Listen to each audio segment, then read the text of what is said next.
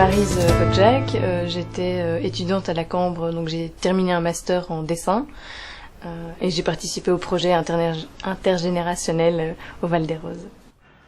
Voilà, moi je m'appelle Nicolas, j'étais aussi étudiant à la Cambre et l'année où on a fait cet atelier, j'étais en année d'agrégation. Voilà. Nous nous sommes rencontrés tous en fait autour d'une table où nous avions apporté un objet qui nous caractérisait et que nous aimions bien.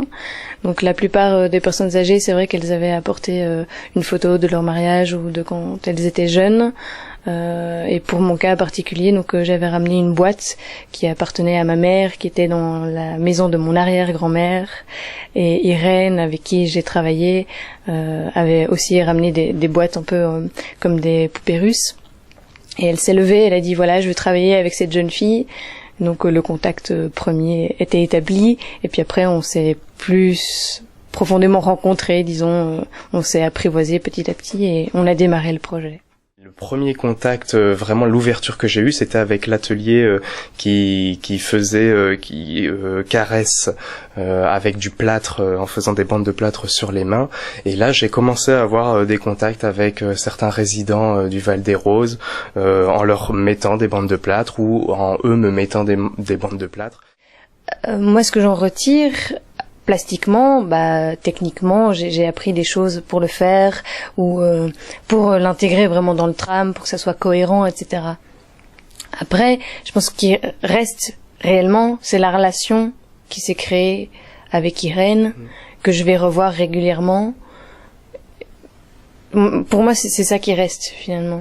Il y a les souvenirs de l'installation, mais c'est le partage de la rencontre en fait des deux personnes.